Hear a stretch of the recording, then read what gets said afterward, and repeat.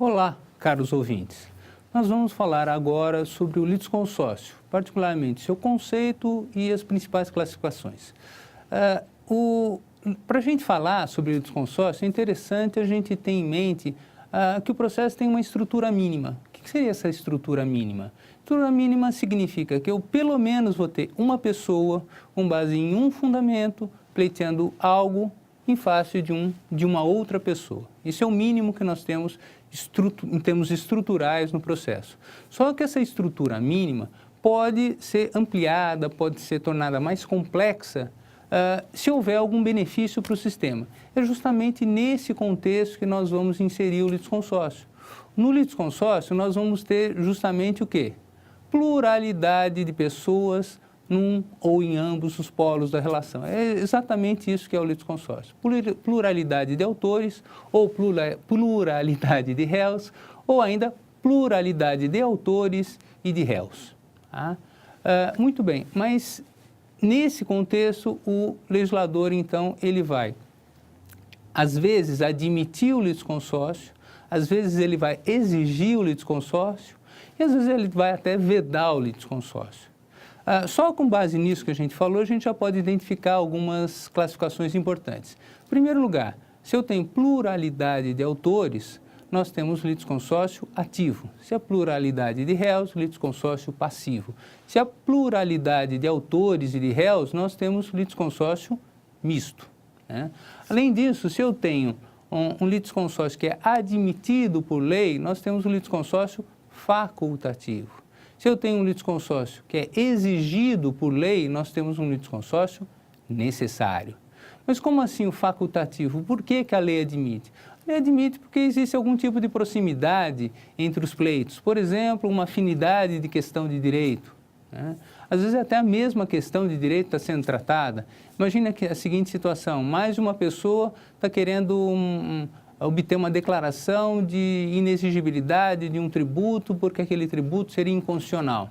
E ao invés de eu ter dois processos para discutir basicamente a mesma coisa em relação a duas pessoas, posso colocar essas duas pessoas juntas num polo da relação para discutir, afinal de contas, se é ou não constitucional aquele tributo. Né? Então, temos aí um benefício em termos de economia processual.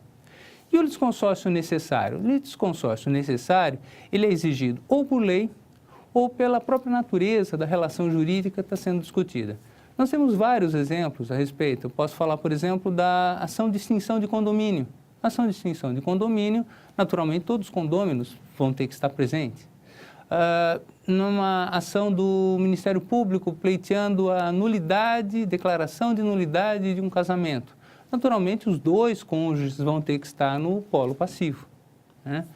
Além dessas classificações que eu mencionei, existe uma classificação muito importante em termos de efeitos, que é a classificação que identifica litisconsórcio unitário de um lado e litisconsórcio comum ou simples do outro. O que seria um litisconsórcio unitário? O litisconsórcio unitário é aquele em que a decisão necessariamente tem que ser uniforme para todos os litisconsórcios. Vejam um exemplo que eu dei aqui do Ministério Público, promovendo ação de nulidade de casamento. É claro que o juiz ou decreta nulidade para ambos os cônjuges ou não decreta nulidade. Não dá para decretar nulo para um cônjuge e para outro não. Isso não é possível.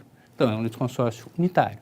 Já o litisconsórcio comum ou simples, ele admite que, eventualmente, o juiz decida diferentemente para os litisconsórcios. Imagine, por exemplo, mais de um funcionário público juntos num polo ativo da relação processual, pleiteando a incorporação no seu salário de uma determinada vantagem, algum adicional.